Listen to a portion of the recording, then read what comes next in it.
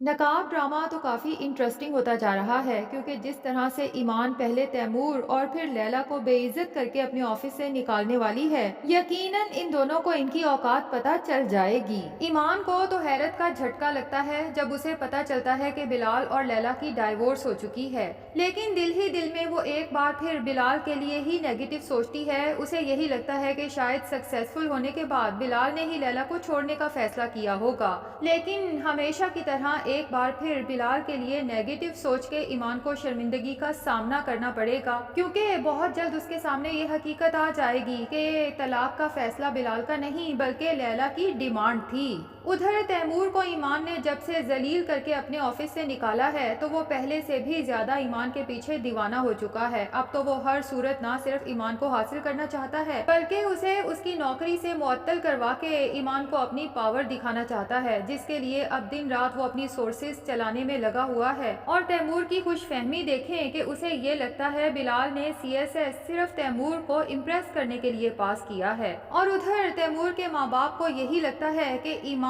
نے farm house کو cell اور آہت کو اریسٹ صرف اور صرف اپنی بے عزتی کا بدلہ لینے کے لیے کیا ہے، اور فارم ہاؤس پہ جو 2 نمبر کام رنگے ہاتھوں پکڑے تھے یہ بھی ایمان کے پلان کا حصہ تھے اور آلریڈی پلانٹڈ تھے۔ اور دوسری طرف آہت جو جیل کی سلاخوں کے پیچھے بند ہے، لیکن اسے بھی یہی لگ رہا ہے کہ یہ سب کچھ ایمان نے جان بوجھ کے کیا ہے، اور وہ فیصلہ کر چکا ہے کہ جیسے ہی جیل کی سلاخوں سے باہر آئے گا اس ایمان کی زندگی تباہ و برباد کر دے گا۔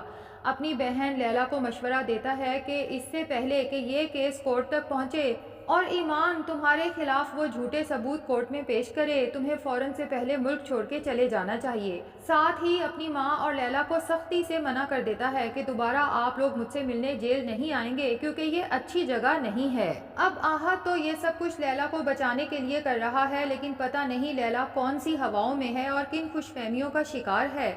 کہ ایمان کو ڈرانے دھمکانے ڈائریکٹ اس کے آفس پہنچ جاتی ہے۔ اب لیلا کو تو نہیں پتا کہ پہلے تیمور ایمان کے آفس سے کیسے بے عزت ہو کے نکلا ہے، تو اب باری لیلا کی ہے۔ بہرحال ایمان سے کہتی ہے کہ میں نے تو کبھی سوچا بھی نہیں تھا کہ ہمارے ہی گھر میں پناہ لے کے ہمارے ٹکڑوں پہ پل کے تم ہمارے ہی خلاف سازشیں کرو گی۔ ایمان پھر بھی تحمل مزاجی کا مظاہرہ کرتے ہوئے لیلا کو بیٹھنے کا کہتی ہے اور اسے کہتی ہے کہ مجھے بہت افسوس ہوا کہ آپ کی اور بلال کی طلاق ہو گئی، جس پہ لیلا بھڑک اٹھتی ہے کہ اس جیسے انسان کا نام جب تک میرے نام کے ساتھ تھا مجھے تب تک شرمندگی ہی ہوتی تھی، جب مجھے اس طلاق سے کوئی پرابلم نہیں تو تمہیں افسوس کرنے کا کس نے کہا؟ اور پھر کہتی تو بلال کے بارے میں ہے، لیکن ایمان کے بھی گوش گزار کر دیتی ہے کہ اپنے سے کمتر آدمی کو جھیلنا تھوڑا مشکل ہوتا ہے نا۔ لیلا کی یہ سٹیٹمنٹ سن کے ایمان کو تو حیرت کا جھٹکا لگتا ہے، ساتھ ہی ایک بار پھر شرمندگی کا احساس اسے گھیر لیتا ہے کہ وہ تو بلال کے ہی خلاف سوچ رہی تھی کہ شاید اسسٹنٹ کمشنر بننے کے بعد اس نے لیلا کو چھوڑنے کا فیصلہ کر لیا،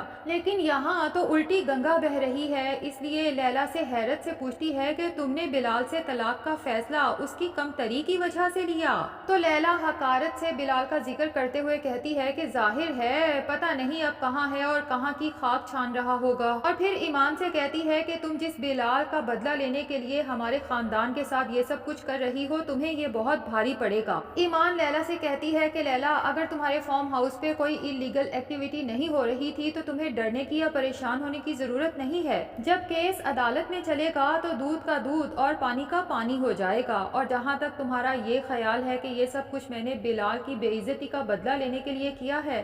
تو یہ خیال جتنا جلدی ہو سکتا ہے اپنے دل سے نکال دو۔ جبکہ لیلا تو ابھی بھی بضد ہے کہ ایمان یہ سب کچھ بلال کے لیے ہی کر رہی ہے، تبھی اسے سنا دیتی ہے کہ وہ بھی تو ہمیں تمہارے چکر میں پاگل ہو کے دھمکیاں دے رہا تھا، نہ تو وہ ہمارا کچھ بگاڑ سکا اور نہ ہی تم ہمارا کچھ بگاڑ سکتی ہو۔ ایمان دل ہی دل میں ہنستی ہے کہ لیلا کو شاید اندازہ ہی نہیں کہ جس بلال کے لیے یہ اتنے حقارت بھرے الفاظ استعمال کر رہی ہے، جب اسے پتہ چلے گا کہ وہ بلال کہاں سے کہاں پہنچ چکا ہے تو اس لڑکی کو اپنے طلاق کے فیصلے پہ کس قدر پچھتاوا ہونے والا ہے۔ بہرحال ایمان لیلا سے کہتی ہے کہ فی الحال آپ یہاں سے جا سکتی ہیں، جس پہ لیلا ایمان کو دھمکی دیتی ہے کہ آہت کو جیل کی سلاخوں کے پیچھے بند کر کے تمہیں اندازہ نہیں کہ تم نے ہمارے خاندان کے ساتھ کتنا بڑا پنگا لیا ہے، اس کے بعد تمہاری یہ سیٹ بھی خطرے میں پڑ چکی ہے۔ اب ایمان تو وہاں سے چلی جاتی ہے، جبکہ ناصر صاحب اپنی بیوی کے ساتھ آہت سے ملنے جاتے ہیں، اور آہت کا غصہ تو لگتا ہے اتنے دن جیل میں رہ کے بھی ٹھنڈا نہیں ہوا۔ تبھی اپنے تایا ابو سے کہتا ہے کہ تایا ابو دعا کریں کہ میں یہیں جیل میں مر جاؤں، کیونکہ اگر ایک دفعہ میں یہاں سے رہا ہو کے باہر آ گیا تو میں اس ایمان کو چھوڑوں گا نہیں۔ اب ایمان بلال کے آفس جاتی ہے اور اسے بتا دیتی ہے کہ لیلا میرے پاس آئی تھی اور کس طرح سے دھمکیاں دے رہی تھی۔ اتنے میں بلال کا اسسٹنٹ آ کے اسے ریمائنڈر دیتا ہے کہ سر گاڑی تیار ہے ٹنڈو آدم جانے کے لیے۔ ٹنڈو آدم کا نام سن کے تو ایمان حیرت میں مبتلا ہو جاتی ہے اور بلال سے کہتی ہے کہ آپ کا ٹنڈو آدم میں ایسا کون سا ضروری کام تھا جو آپ وہاں جا رہے ہیں۔ لیکن بلال ایمان کو نہیں بتاتا اور اسے ریمائنڈر دیتا ہے کہ میں آپ کا باس اور آپ میری اسسٹنٹ ہیں، اس لیے میں کہاں کس کام سے جاتا ہوں آپ اس کے بارے میں مجھ سے سوال جواب نہیں کر سکتی۔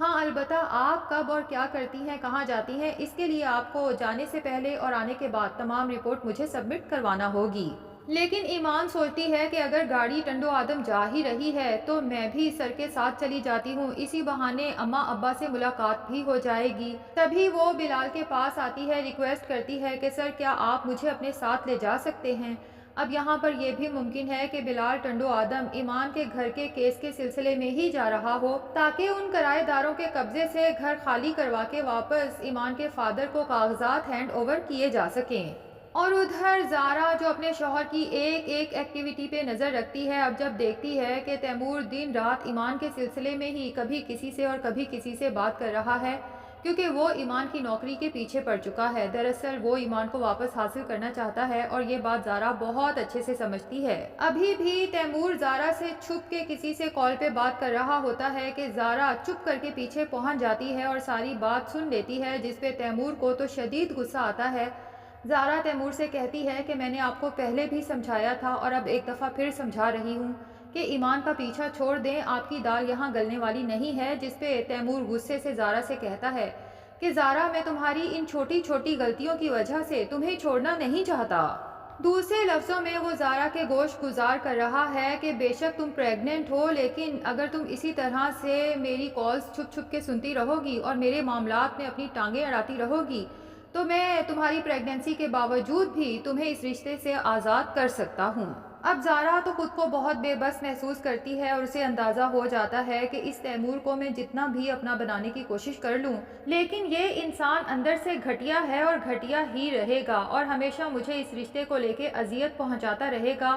اب زارا کو نہیں پتا کہ اس کی اذیت کے دن بہت مختصر ہیں، کیونکہ اس کا بھائی اب کوئی عام انسان نہیں بلکہ اس شہر کا DC بن چکا ہے، اور تیمور جو ابھی زارا کو ڈی گریڈ کر رہا ہے، جب اسے بھی زارا کے بھائی کی طاقت کا پتہ چلے گا، یعنی کہ بلال کا، تو صرف تیمور ہی نہیں باقی سب گھر والے بھی زارا کے سامنے گھٹنے ٹیکنے پہ مجبور ہو جائیں گے۔ تو جناب نقاب ڈرامہ کے ریگولر ویورز چاہتے ہیں کہ اب ایمان اور بلال کی سکسیس کا پتہ چل چکا ہے، اب سٹوری کو تھوڑا مزید آگے بڑھنا چاہیے اور ان دونوں کی لو سٹوری دکھانی چاہیے۔ تو آپ میں سے کون کون انتظار ہے ایمان اور بلال کی لو سٹوری کے سٹارٹ کا، کمنٹ سیکشن میں ضرور بتائیں۔ ویڈیو پسند آئی ہے تو لائک اور چینل کو سبسکرائب بھی ضرور کر دیں۔